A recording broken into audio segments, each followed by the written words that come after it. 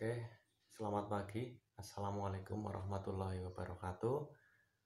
Bertemu kembali dengan saya Pak Anggra Cakrabuana di Mapel Seni Budaya Cabang Seni Rupa. Untuk hari ini saya akan membagikan ilmu tentang gambar bentuk. Walaupun memang kita masih berada di masa pandemik ya, corona, tetapi kita tetap semangat dalam mencari ilmu. Nah, untuk pembelajaran praktek saya sengaja menerapkan sistem pemberian teknik-teknik dasar karena teknik itu lebih penting ya bagi saya sebelum mengembangkan kreativitas, karena teknik itu nanti bisa membantu kalian dalam membuat karya, dalam proses pembuatan karya. Dan juga memang dasar dalam pembuatan karya itu gambar ya. Gambar nanti hubungannya itu untuk mendesain, untuk membuat sketsa, sehingga itu semua nanti bisa digunakan untuk menciptakan karya-karya yang lebih sempurna lagi, seperti contoh karya-karya 3 dimensi seperti itu ya. Nah, untuk gambar bentuk saya mulai saja. Memang kalau kelas 10 saya mengajar kelas 10, saya memberikan tugas gambar bentuk ya. Karena kalian sudah kelas 12, jadi nanti tugasnya tidak gambar bentuk lagi, tetapi nanti di level yang selanjutnya saja. Tetapi nanti saya akan menjelaskan tentang gambar bentuk ini. Nah, banyak sekali objek-objek ya, contoh objek-objek yang biasa diterapkan dalam belajar gambar bentuk. Karena gambar bentuk ini suatu dasar ya dalam proses pembuatan bentuk yang lebih rumit lagi ya, seperti contoh menggambar daun, menggambar banyak ya benda-benda yang lebih rumit lagi. Jadi gambar bentuk ini sebenarnya masih sederhana sekali seperti ini. Jadi ada beberapa contoh. Jadi ada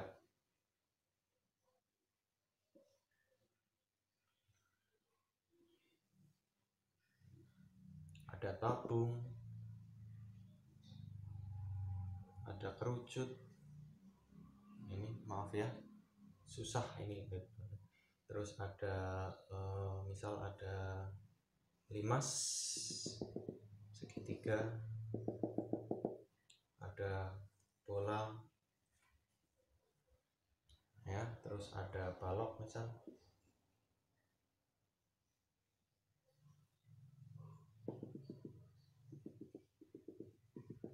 Nah, ini adalah contoh-contoh objek-objek yang biasa digambar untuk belajar proses membentuk yang lebih rumit lagi. Seperti ini ya, itu gambar bentuk.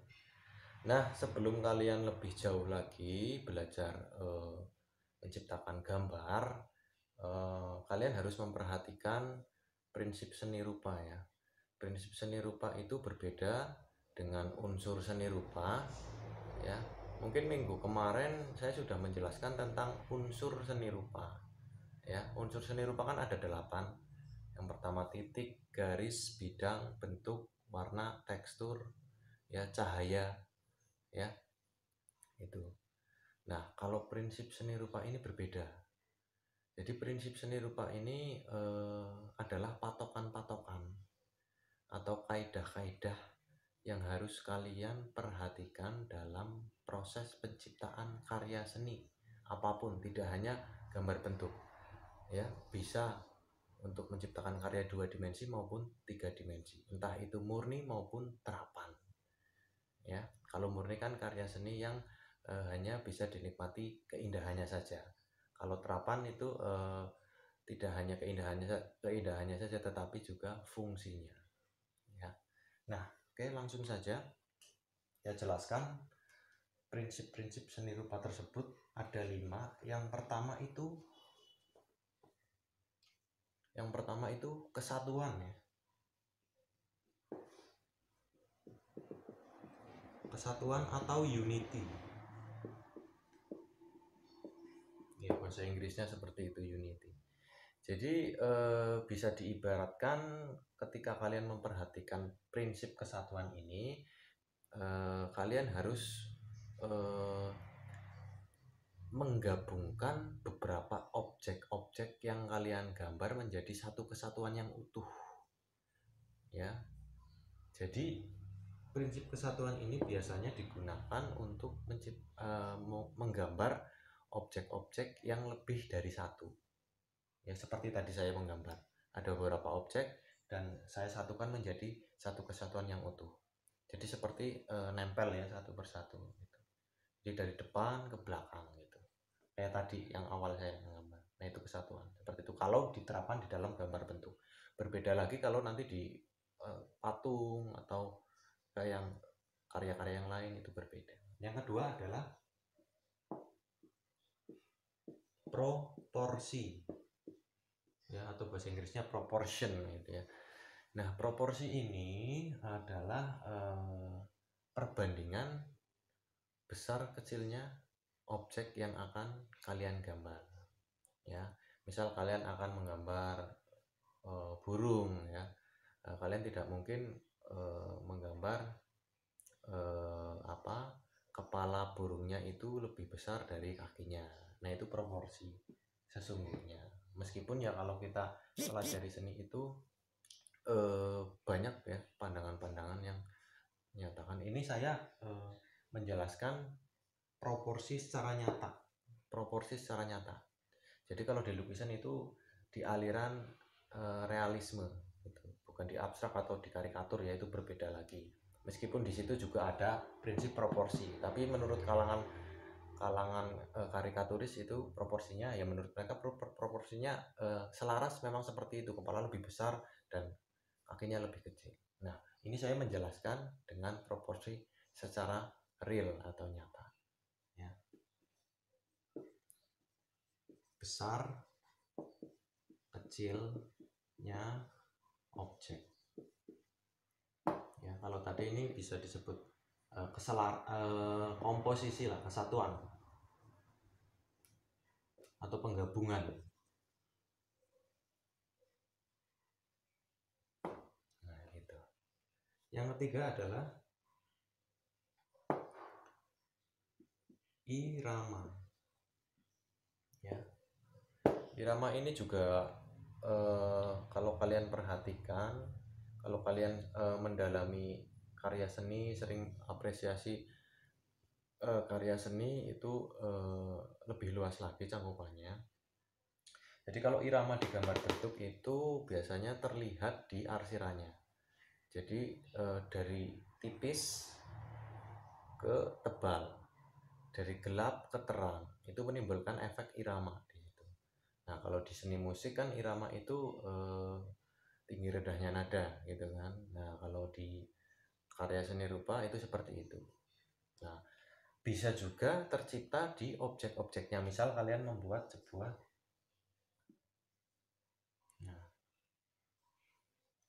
semakin membesar ya, dari titik-titik makin besar. Ini juga irama ya, seperti itu irama, banyak sekali. Oke, selanjutnya adalah keseimbangan. Nah, apa sih keseimbangan kalau di gambar bentuk? Nah, keseimbangan juga ini penting sekali kalian perhatikan, karena kalau tidak kalian perhatikan, gambar kalian itu tidak seimbang ya, tidak seimbang. Misal seperti ini, contoh seperti ini. Ketika kalian akan menggambar daun misal, nah, seperti ini.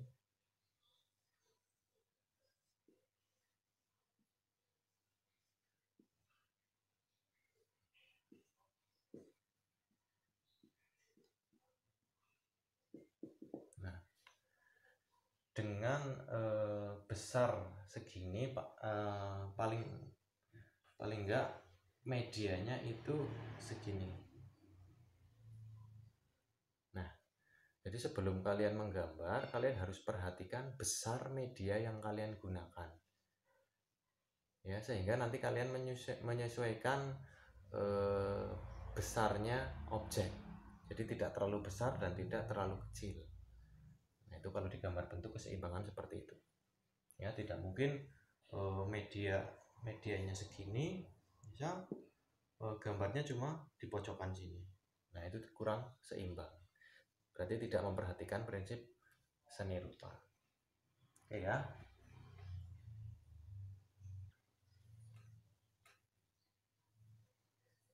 Yang terakhir adalah dominasi. Nah, prinsip dominasi ini prinsip yang paling penting karena setiap karya itu harus ada yang ditonjolkan. Apa yang ditonjolkan? Bisa objek, bisa medianya, ya, bisa tekniknya. Jadi nanti karya kalian itu memiliki karakter, memiliki tema, atau bisa juga temanya yang ditonjolkan, ya. Jadi penonjolan atau penekanan. Ya, misal kalian seperti karikatur tadi, ya, yang ditonjolkan berarti kan bentuk kepalanya yang lucunya, ya. Jadi lucunya di situ yang ditonjolkan. Terus misal apa medianya, misal kalian membuat anyaman dari ranting bekas, ya, berarti yang ditonjolkan media rantingnya. Atau kalian membuat cerita pendek bergambar itu dengan temanya, seperti itu, temanya yang ditonjolkan, ya. Atau kalau di gambar bentuk itu sendiri kalian harus fokus pada objek yang kalian gambar, seperti itu, ya. Jadi harus ada yang ditonjol. Nah, ini adalah 5 prinsip yang harus diperhatikan sebelum kalian membuat tugas gambar bentuk. Oke, sebelum saya nanti sedikit mencontohkan bagaimana cara menggambar objek, ya, saya kasih sedikit motivasi buat kalian bahwa ketika kalian belajar seni itu jangan berpikiran seni itu hubungannya dengan bakat, ya. Sebenarnya tidak sama sekali, ya. Ada cerita ini tentang teman saya sendiri dulu waktu saya masih belajar di jurusan seni rupa. Dulu teman saya itu awal kuliah itu tidak bisa menggambar sama sekali karena memang pengen masuk manajemen, ya, jurusan, tapi akhirnya nggak keterima, akhirnya masuk seni rupa. Karena teman saya itu gigih dalam belajar, mempelajari teknik-teknik, bahkan sesama teman sendiri yang berpotensi dan bagus karyanya, dia mau belajar dan tidak malu, sehingga ketika di akhir dia bisa menciptakan seni lukis yang cukup realis menurut saya, dan itu sampai sekarang saya terapkan dalam pembelajaran di sekolah, ya, terutama. Jadi saya tidak akan memberikan tugas-tugas secara langsung dalam pengembangan karya, tetapi diawali dari teknik-teknik dasarnya dulu biar kalian paham step by step, seperti itu. Itu yang saya terapkan dalam pembelajaran seni rupa di SMA Negeri 1 Banyumas. Oke, dalam belajar menggambar, ya, kalian harus menggunakan kerangka, ya. Kerangka itu sangatlah penting. Kerangka itu tidak hanya di dalam belajar menggambar saja, dalam pembuatan karya seni rupa 3 dimensi, bahkan membuat bangunan pun itu harus ada kerangka, yaitu besi, ya, misalnya. Seperti itu. Jadi bisa membantu untuk membuat proporsi, seperti itu. Contoh seperti ini, ketika kalian akan menggambar pohon, ya. pohon itu kalian harus membuat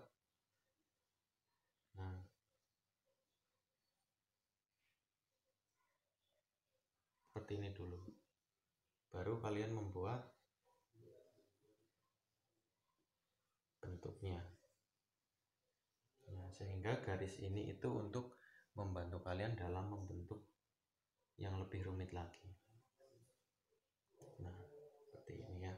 Misal membuat yang gampang dulu, pohon cemara.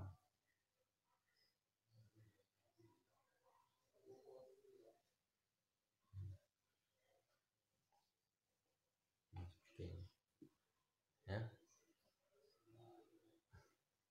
Nah, nanti kalau sudah mendapat bentuknya bisa dihapus.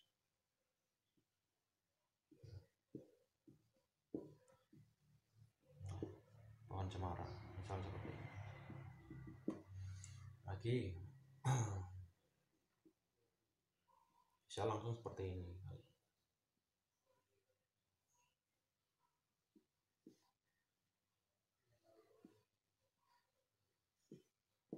Nah, baru kalian bentuk dari sini, semakin membesar.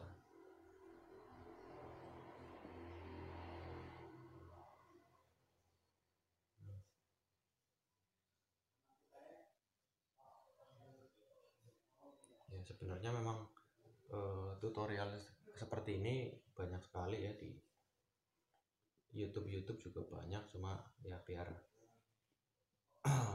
afdol aja ya kan, memberikan pembelajaran.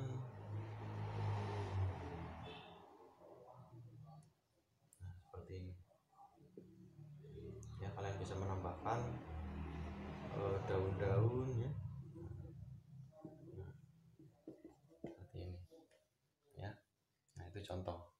Jadi kerangka itu sangatlah penting ya. Nanti juga dalam pembuatan misal hewan, gambar hewan juga itu harus menggunakan kerangka ya, karena proporsinya harus kalian benar-benar perhatikan ya. Berbeda kalau tumbuh-tumbuhan kan mungkin bisa bentuknya bisa berbeda-beda gitu, tidak sesuai aturan, tidak seperti gambar manusia atau hewan seperti itu. Nah, ini contoh. Oke, langsung saja ke penerapan ke medianya ya.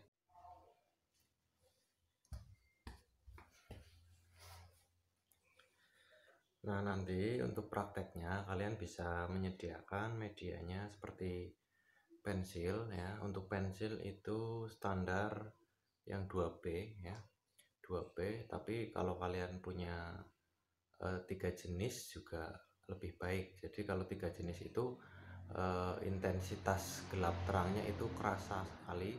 Tapi kalau kalian menggunakan satu pensil, harap menggunakan yang 2B ya. Nanti tinggal kalian kontrol di penekanan aja. Untuk gelap, semakin gelap itu penekanannya ditambah, kalau tipis berarti dikurangi sentuhannya, seperti itu. Yang pertama pensil, yang kedua penghapus ya, nanti kalau salah bisa dihapus. Terus biasa buat ini pensil ya, kalau habis ya, pakai cutter ya, seperti itu. Oke, nanti saya akan mempraktekkan membuat gambar objek, satu objek saja, menggambar daun ya.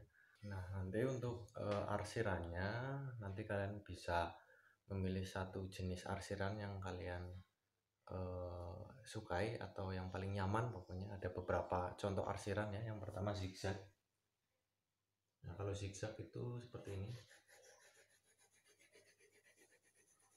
zigzag ya, sampai penuh terus ya. Terus ada garis lurus. Kalau garis lurus seperti ini. Terus ada melingkar, cara ngarsirnya melingkar seperti ini. Terus oval juga bisa. Kadang tiap anak kan berbeda-beda ya, cari yang paling nyaman. Terus bebas ya, yang penting penuh. juga bisa menggunakan teknik seperti ini, bebas, jadi kayak abstrak seperti itu, ekspresionis. Terus ada yang memakai silang sampai penuh juga bisa ya. Silahkan untuk arsirannya pilih salah satu teknik saja ya, yang penting konsisten, jangan ganti-ganti teknik. Kalau melingkar-melingkar terus sampai selesai, kalau garis-garis terus, silakan.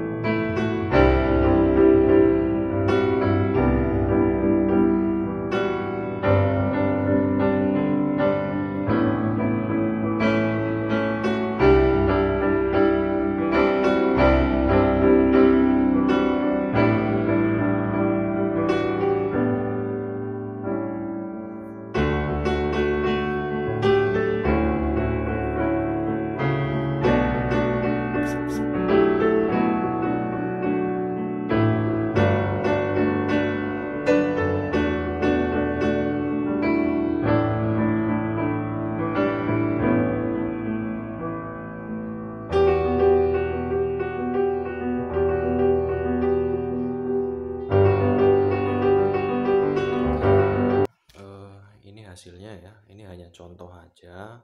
Jadi saya menggambarkan satu buah daun serta saya tambahkan di sini sedikit bayang-bayang biar kelihatan hidup ya. Terus saya tambahkan detail-detail seperti ini secara sederhana gitu ya. Nah, nanti untuk arsiran paling enggak gelap terangnya yang jelas ya, atau kontras gitu. Gelap terangnya yang kontras, jadi jelas gelap dan terang itu kerasa banget di sini. Kalau bisa nanti arsirannya nanti seperti ini. Nah, ini hanya contoh saja, nanti kalian bisa lihat di YouTube banyak sekali tutorial tentang gambar-gambar bentuk ya. Ini hanya contoh sederhana, saya buat ini sederhana, paling 8 menit lah gitu ya. Oke, terima kasih. Assalamualaikum warahmatullahi wabarakatuh.